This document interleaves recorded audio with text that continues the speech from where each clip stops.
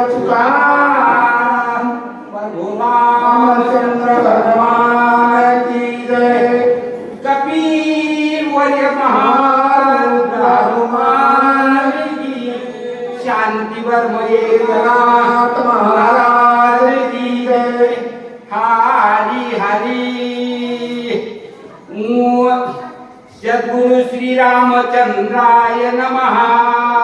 वैला पुच्छाचा पडा लंबोनी चुळेलाचा कडा राम समोरोनी वेगाडा केला गाडा भुकारा।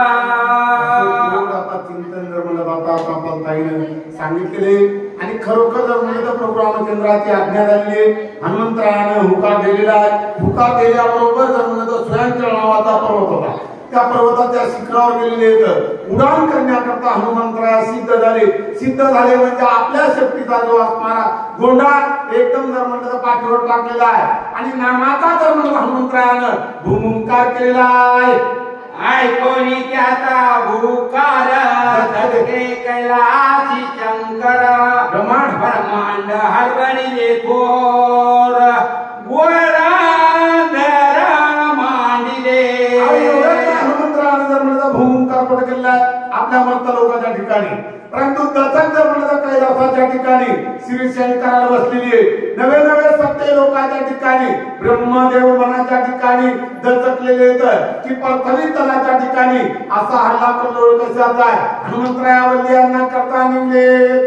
आकाळी पळयो कायचा कृती प्रलय रुद्रानिमती दृष्टी इंद्रादिक पडिले संकटी प्राणकंठी दाटले। एवढं नाही सत्य लोकांचा राजा ब्रह्म सृष्टीचा दाता मनाच्या ठिकाणी ब्रह्मदेव विचार करू लागले बाबा सृष्टीच्या ठिकाणी कसल्याही प्रकारचं पाप नाही कारण ज्या वेळेस पाप होतं त्यावेळेस सृष्टीला यायला जाते आणि आपल्याला पुन्हा सृष्टी निर्माण करण्याचं कार्य लागते परंतु तशा प्रकारचा आणि कसल्याही पृथ्वीच्या ठिकाणी घोर पाप नाही आणि एका व्यक्ती पृथ्वीला आला चालली कोणाकोणाला जाता बसली अमरपूरच्या ठिकाणी इंद्रदेव सुद्धा विचारामध्ये पडले।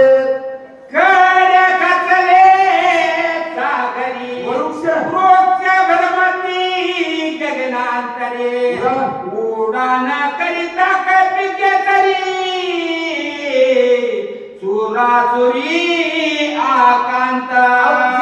हनुमंतरानं उडान केले त्यावेळेस मारुद्राच्या आणि वेगानं जमलं मोठमोठाले झाडं गाडीमुळे गुरुपटलेले येतात आणि मारुद्राच्या सोबत हवेमध्ये भ्रमण करीत होते। एवढंच नाही ज्या पर्वतावर हनुमंतराय उभे राहिलेले येतात आणि ज्या पर्वतावर उडान केलेले त्या पर्वताचा काही भाग जर एक आहे की हादरा घडलाय आणि हादऱ्याबरोबर ते पर्वत ढकलला सागरामध्ये विलीन झालाय। सत सागरा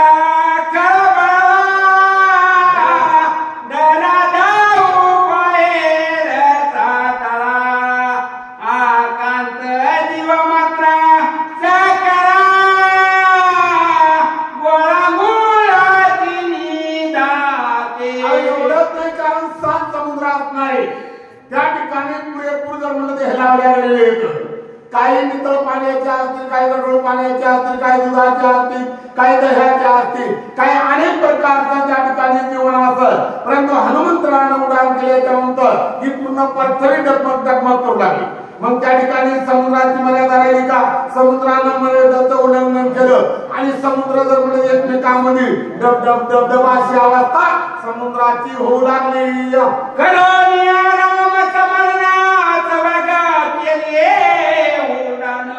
न लागता अध्यक्षण सागराचं पुन्हा कर्मीचं नाव घेतल्याच्या नंतर वेळ लागत नाही कार्य। मग मारुद्राच्या मुखामध्ये काय होतं जय राम श्रीराम राम राम राम नामाचा जर केल्याबरोबर आदर्शन लागलं नाही तर सागर पूर्ण उल्लंघन केलेले। किती सागर लांबीचा आहे 1 योजन 4 कोसाचं 100 योजन असणारा सागर चुटकी वाजत नाही एवढ्या वेळामध्ये मारुद्रानं करमून टाकला पुढे गेले। उपरा उपरी गगनांतरी सत्य लोकापर्यंत वरी गेली उडानाची थोडी विक्रम भारी कपिता तुम्हाला सांगू लागले आपल्याला सर्वाला उपरा उपरी जर म्हणलं तर सत्य लोकांपर्यंत हनुमंतरायाची थोरी गेलेली थोरी नाही उडान गेलेले त्या ठिकाणी सत्य लोकांच्या राजा ब्रह्मदेवाला जागृती आणलेले की बाबा मी जर म्हणलं तर भगवान परशुरामचंद्राचा बंधू असणारा लक्ष्मण विसज्ञ अवस्थेमध्ये पडलेला आणि त्याला उठवायचं परंतु वली आणण्या जर मला वेळ लागला काही काळ आला आणि काळामुळे वेळ जर गेला न जाणून टाइम जर झाला तर सूर्यनारायण उदय न झाला पाहिजे कारण श्रेष्ठीचा दाता तू आहे तुझ्या आज्ञेने श्रेष्ठी चालणारी म्हणून मारुत्या जागृती ब्रह्मदेवाला देऊ लागले दिशा तुमगुमिया संपूर्ण प्रणांती कथकळ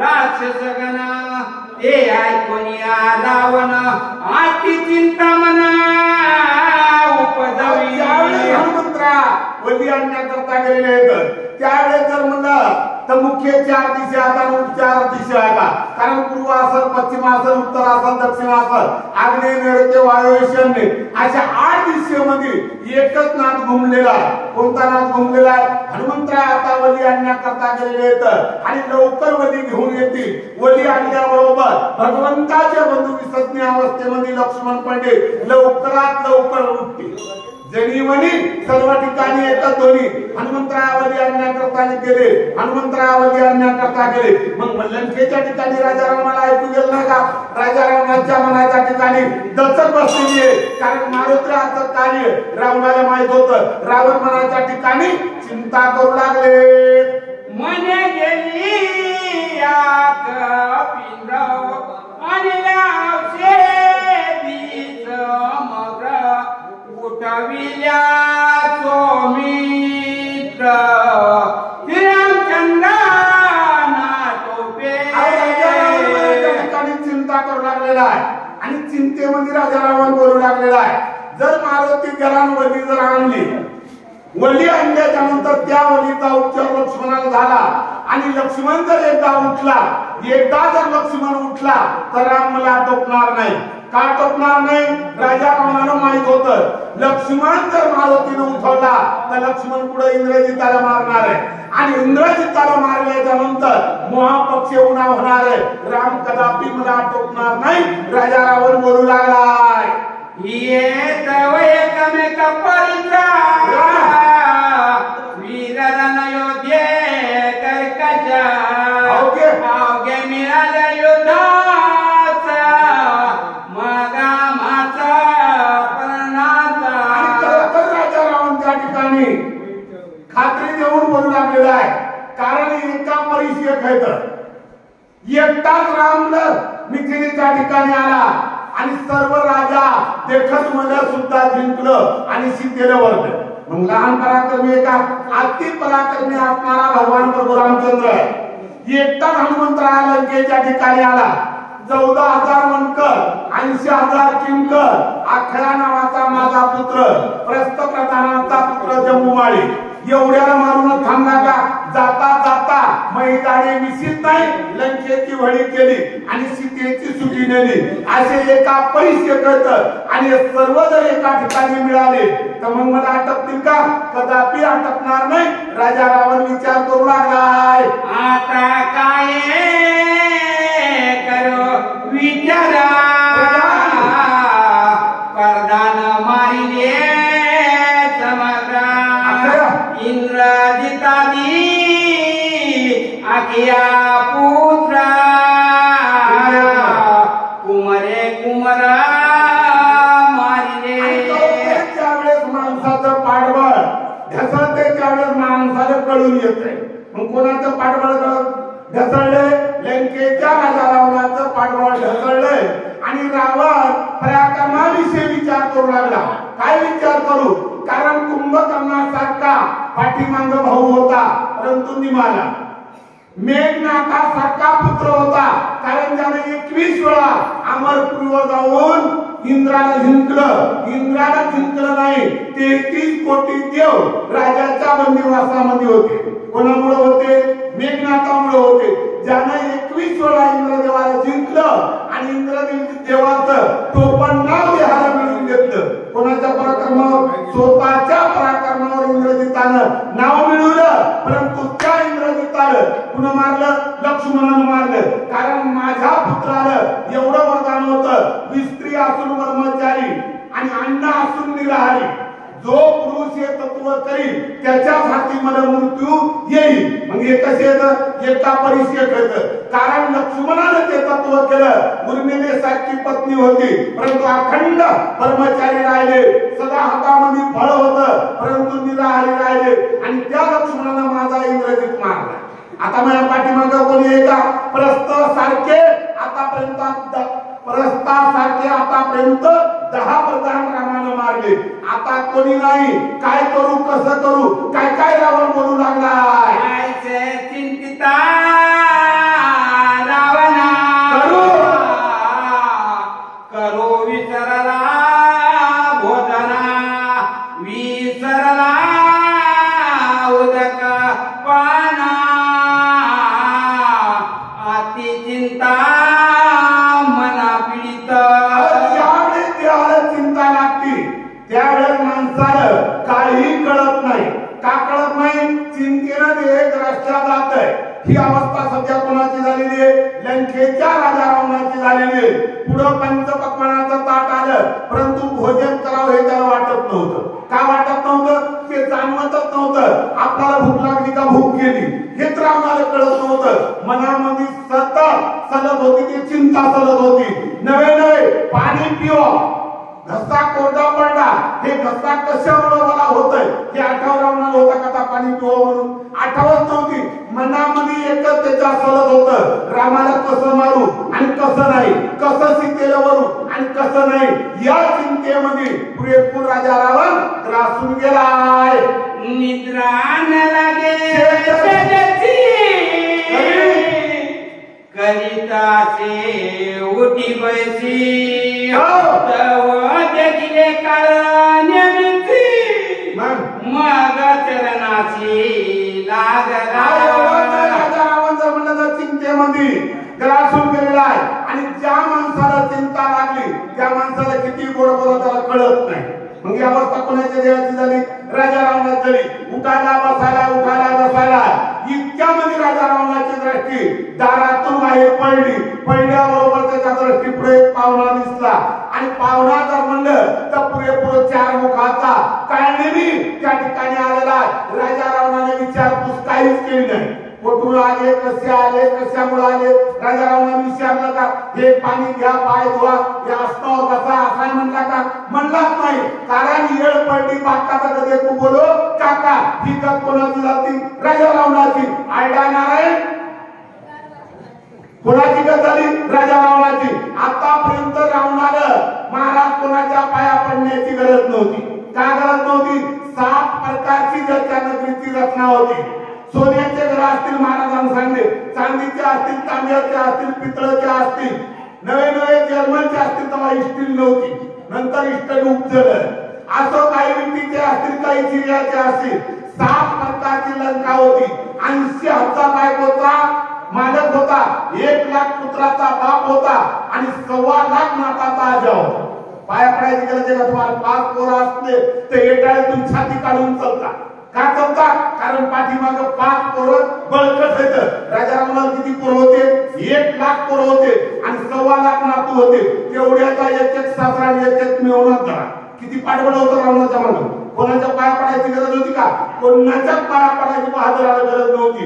एक घर जर आपल्या पाठीमागं लागला तर महाराज एका जिल्ह्यात नाही 7 जिल्ह्यामध्ये नावाची नोंदणी होती. त्याच्यासारखा बेकार माणूसच नाही. परिणाम कोणाचा?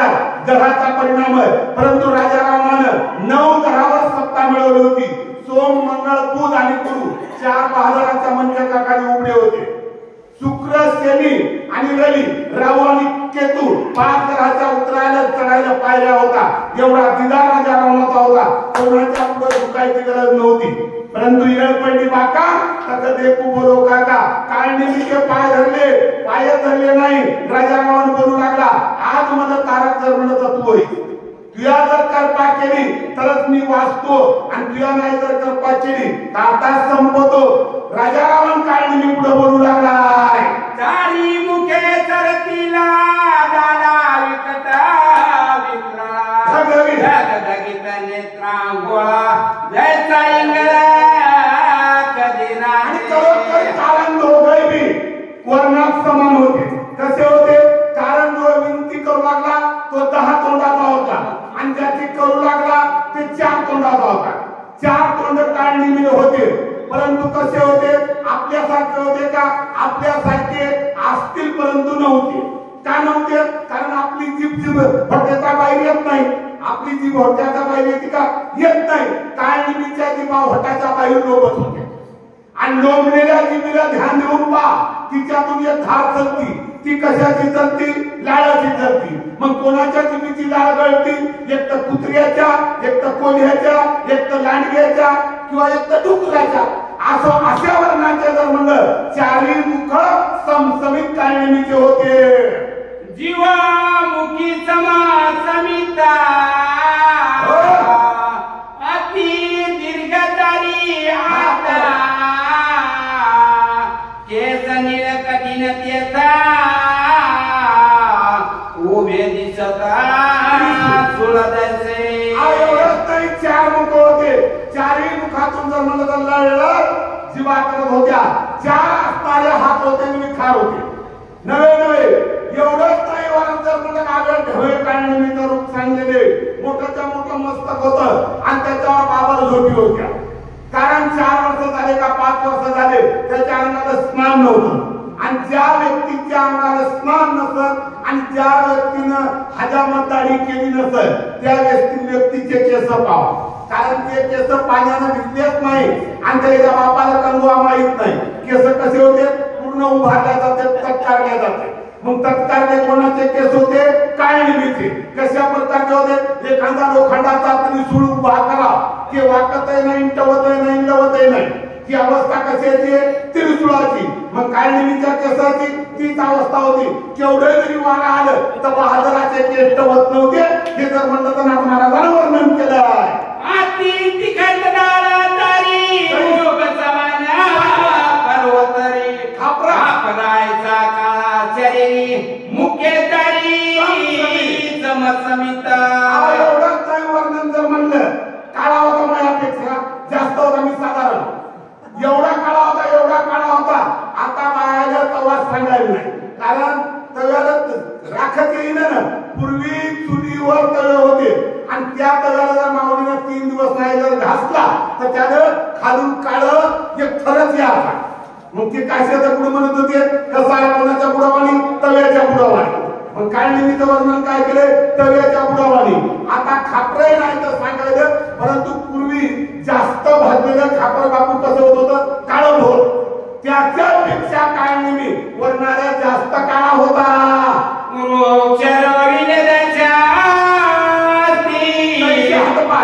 हात पाये दिसती विंगळवाणी चरित्र क्रोधी देखता भीती यम काळा. कारण जो यम आपल्या प्राणांना बापू येते ते भीते कोणाला भीत नाही. बद्दयमय आहे का यमाच्या ठिकाणी? आता याची 12 कोसळा म्हणजे कालीन आजच्या दिवस लेखीनं बोलून द्या, उद्या याच्या प्राणाला घेऊ द्या. ही द्या यमाच्या ठिकाणी आहे का? यमाच्या ठिकाणी दयाच नाही. कारण ती कुळ आहे. जगामध्ये सर्व जीवावर यम कुळ आहे. परंतु ते यम काळनिमीकडे येत नव्हता. काय येत नव्हता? कारण काळनिमी यमापेक्षाही क्रूर होता. यम पळून जात होता. एवढा जर म्हणलं तर काळनिमी क्रूर होता असं नाथ महाराज बोलू लागले. अति भयानक शरीरा या पाती दशचिरा वादावनी तत्परा पर्वत इंद्र ताकावा. असं त्या ठिकाणी राजा रामाला विनंती केलेली आहे. काळनिमी माझी एकच विनंती आहे. काय विनंती आहे? कारण मी जर म्हणलं तर कपट करून रामाचा भाऊ लक्ष्मण रणाच्या ठिकाणी पाहिला, परंतु त्या लक्ष्मणावर जर वलीचा उपचार नाही जर झाला तर खरोखर लक्ष्मण गत पावणार आहे. कारण लक्ष्मण उठणार नाही, परंतु त्या लक्ष्मणाला उठविण्याकरता प्रतिज्ञा कोण केलेली आहे? मारुतीनं. उद्याचा सूर्य निघू देत नाही जेव्हा मी वली आणतो आणि लक्ष्मणाला उठवतो. माझी एकच विनंती आहे, गेलेल्या मारुतीला विघ्न करायचं आणि नाही जर जेव्हा वाजता विघ्न करणं झालं तर बाबा रात्रभर गमवायचं. मारुतीला परत येऊ द्यायचं नाही. एवढंच मग काय होतं? राजा रावण काय काय बोलू लागला?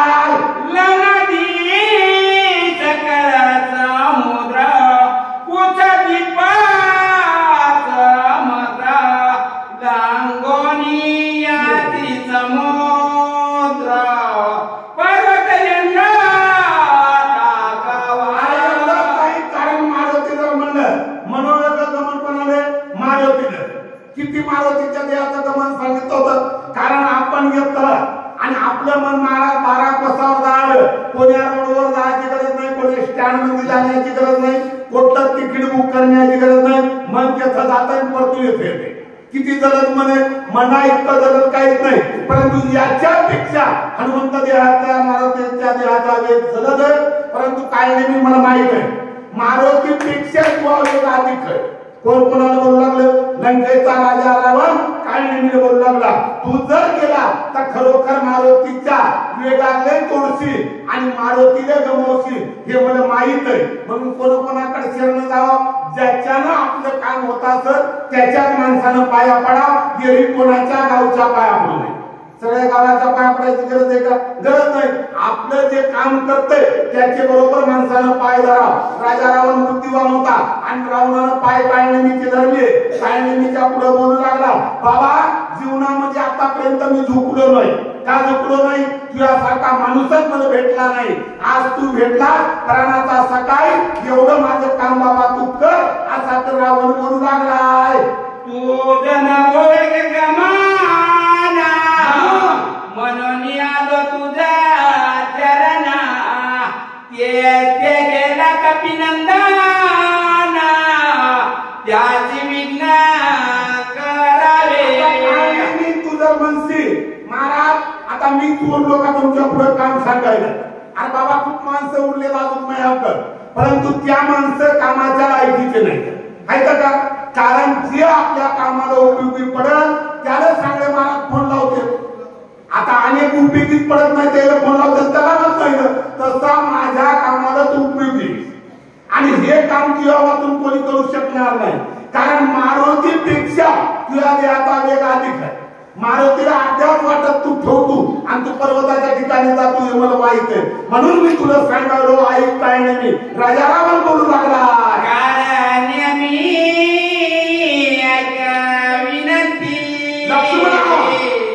लक्ष्मणा भेदरिष्यते उदया यथा गवती सुमित्रा निश्चिती मरेला. आणि खरोखर माझ्या कारण मी या ठिकाणी आहे. कारण त्यावेळेस मी लक्ष्मणाबरोबर युद्ध करीत नव्हतो. कोणाबरोबर करत होतो? विभीषणाबरोबर करत होतो. लक्ष्मण मध्ये आला आणि लक्ष्मण मध्ये आल्याच्या नंतर लक्ष्मणाने जे शक्तिबाण मारला, परंतु ते सावकित युद्धामध्ये मारला का? मारला नाही. कारण कपट युद्ध केलं. रावणाच्या निजबाणीन राम पडला रणांगणी अशी मी ध्वनी केली. ध्वनी केल्याबरोबर लक्ष्मण विकळ गेला आणि बाणानं पाठ केला. लक्ष्मण धरणीनं पडला. राजा रावण सांगू लागला, या राजी वायू नंदन करोनी सवेग उडाना दिव्या विषदे आणना स्वय लक्ष्मणा उठविला. या ठिकाणी हनुमंतरानं प्रतिज्ञा केलेली आहे. भगवान प्रभू रामचंद्राला सांगितलं तेव्हा चिंता करायची नाही. माझ्यासारखा माणूस तुमच्या सैन्यामध्ये असल्यावर तुम्हाला चिंता करण्याची गरज आहे का? काही गरज नाही. आणि मला खात्री आहे मारुतीनं जी प्रतिज्ञा केली ती फेल जाणार नाही. मारुती ते 7 म्हणजे खरीच करत. कारण एकटाच मारुती आला. माझ्या होटावर मिशी ठेवली नाही आणि नवे हलवटवर दाढी ठेवली नाही, डोसक्याला केस ठेवला नाही. कारण पूर्ण दाढी तिथे पण मला द्यावा लागली. पण एवढ्यावर भागलं का? माझ्या लंकेची वळी केली आणि सीतेची सुधी घेऊन गेला. त्या मारुतीनं प्रतिज्ञा केली ती फेल जाणार नाही. राजा रावण बोलू लागला, उदयान येता गबते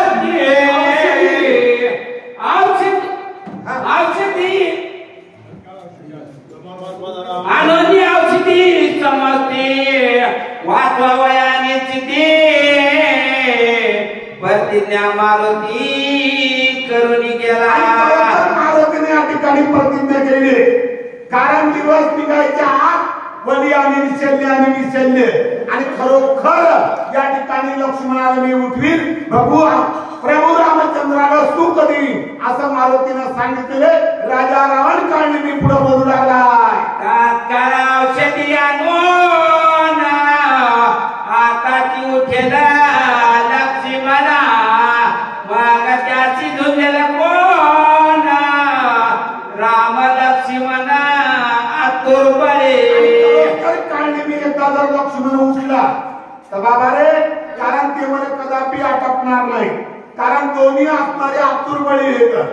कारण एकानं जर म्हटलं माझ्या पुत्राचा घात केला आणि एकाचा पराक्रम मी बघितला, रामापेक्षा लक्ष्मण अधिक आणि त्याच्यापेक्षा हनुमंत एका परिचय येतं आणि हे जर आरोग्य मिळाले तर कदापि मला आटपणार नाही. राजा रावण बोलू लागलाय. ती बळी हाय वायुनंदना काही काळाना टोपे दादा बलिष्ठ सकळा तुर बलिष्ठ सकळ वानरगाना त्याची कोणा झुंजला. मी तुला सांगण्याचे एकच कारण आहे. कारण मोठी व्यक्ती या ठिकाणी साध्य झालेली आहे. कोणती व्यक्ती साध्य झालेली आहे? कारण मी कपट करून लक्ष्मणाला जमिनीला पाळलेले आणि खरोखर महाराज या ठिकाणी लक्ष्मणाचा जर घातपात झाला आणि लक्ष्मण नाही जर उठला तर राम या ठिकाणी संपल. एकदा राम संपला म्हणजे सर्व कार्य या ठिकाणी रामाचं संपणार आहे आणि मी विजयी होणार. आणि जर हे नाही जर झालं, लक्ष्मण जर उठला, लक्ष्मण उठल्याच्या नंतर राम कदापि मला आटोपणार नाही. एका परिचय बळी येतं. किती बळी येतं? असंख्य बळी येतं. त्याच्यातल्या त्याच्यात मारुतीचं बळ मी जाणलं. मग एका मारुतीचं बळवान आहे का? असे अनेक रामाच्या कार्यामध्ये बळवान आहेत. रावण बोलू लागला.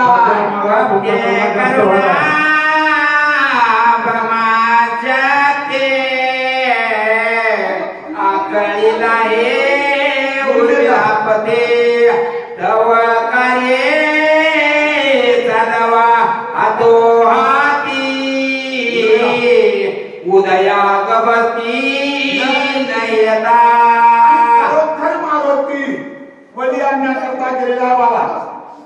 जर हे वेळाच्या आत जर कार्य केलं आणि सूर्याचा जर उदय झाला आणि मारुती जर नाही परत आला तर लक्ष्मण वाचणार नाही. लक्ष्मण वाचणार नाही त्या ठिकाणी राम राहणार नाही आणि राम ज्या ठिकाणी राहणार नाही त्या ठिकाणी आणलेली सीता जाणार नाही. एवढं कार्य माझं सिद्धीला जाईल. परंतु कोणामुळं? तुझ्यामुळं जाईल. म्हणून बाबा तुझं एक वेळ विनंती करतो. नवे राजा रावण काय निमित्या पायावर लोटांगण घालू लागला आणि लोटांगण घालून पडू लागला. चंद्रा मोठ सदा पूर्ण चंद्रा जलमनती मनोना